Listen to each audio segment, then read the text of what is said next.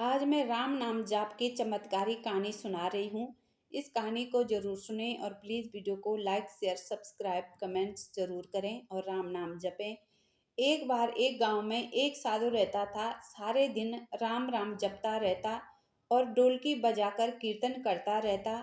उसकी कुटिया के पास जिस व्यक्ति का घर था वह उसे बहुत परेशान था। एक दिन वह व्यक्ति गुस्से में उस साधु की कुटिया में चला गया और कहने लगा कि तुम क्या दिन रात राम राम रटते रहते हो। तुम्हें तो कोई काम धंधा नहीं है, हमें तो कमाने जाना पड़ता है। तुम्हारी ढोलकी की आवाज से मैं परेशान हो जाता हूँ और सो नहीं पाता। साधु कहने लगा, तुम भी मेरे साथ राम राम जप के देखो, तब तुम्हें पता चलेगा कितना आनंद आता है। उस व्यक्ति ने थोड़ा खींच कर कहा, अगर मैं तुम्हारे साथ राम राम जपता हूँ तो क्या तुम्हारा राम मुझे खाने के लिए रोटी देगा? साधु कहने लगा कि मुझे तो राम नाम की लगन लगी है, मुझे तो राम की कृपा से हर रोज भोजन मिल जाता है।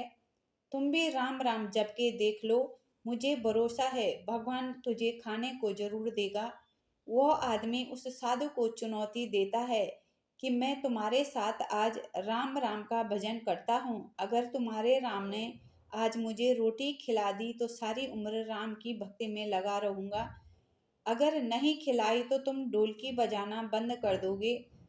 साधु कहता है कि मैंने तो निष्काम भाव से प्रभु राम की भक्ति की है, लेकिन फिर भी तुझे मुझे तुम्हारी चुनौती मंजूर है। वह व्यक्ति साधु के साथ बैठकर राम राम का जाप करता है और मन में निश्चय करता है कि चाहे कुछ हो जाए आज मैं भोजन नहीं करूंगा। देखता हूँ इसका राम मुझे कैसे भोजन कराता है। राम नाम का भजन करने के बाद वह सोचता है कि अगर अब मैं घर जाता हूँ तो मेरी माँ और बीबी मुझे खाने को कहेंगे और मुझे रोटी खानी पड़ सकती है। लेकिन मुझे साधु को चुनौती में हराना है। लेकिन वह घर जाने के बजाय गांव के पास के जंगल में चला जाता है। जंगल में एक पेड़ पर चढ़कर बैठ जाता है। वह सोचता है कि मैं सारा दिन इस पेड़ से उतरूंगा ही नहीं, अन्न का दाना भी नहीं खा पाऊंगा। इस तरह मैं साधु को हरा दूंगा और उसका ढोलकी बजाना बंद हो जाएगा। कुछ देर बाद उस जंगल से एक बंजारों की टोली गुजरती है।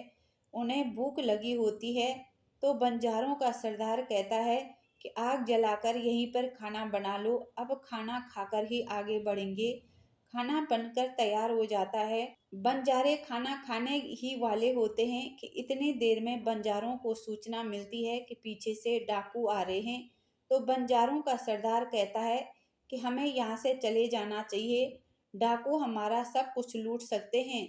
वे बंजारा खाना वहीं पर छोड़कर चले जाते हैं। वह आदमी पेड़ पर चढ़ा सब कुछ देख रहा था।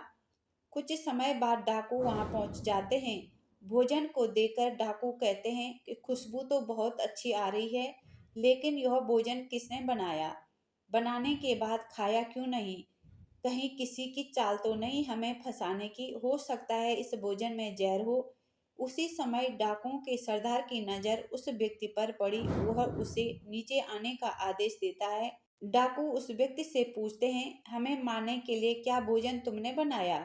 वह बेचारा मिन्नतें करता रहता है कि मैंने यह भोजन नहीं बनाया, इसमें जहर नहीं है, यह भोजन बंजारों ने बनाया है। आपके आने की खबर सुनकर वह भाग गए, लेकिन डाकुओं के आगे उसकी एक न चली। डाकू उससे कहते हैं, अब तुझे यह भोजन खाकर दिखाना पड़ेगा, क्योंकि हमें लगता है कि तुमने ही यह भोजन बनाया है और इसमें जहर मिलाया। अब तुम ही सबसे पहले यह भोजन खाओगे। वह जिद पर अड़ा रहता है कि मैं भोजन नहीं खाऊंगा, किसी कीमत पर नहीं खाऊंगा। डाकुओं का शक और गहरा हो जाता है। वो बंदूक की नोक उसके सिर पर रख कर कहते हैं कि तुझे यह भोजन खाना पड़ेगा, नहीं तो गोली खानी पड़ेगी।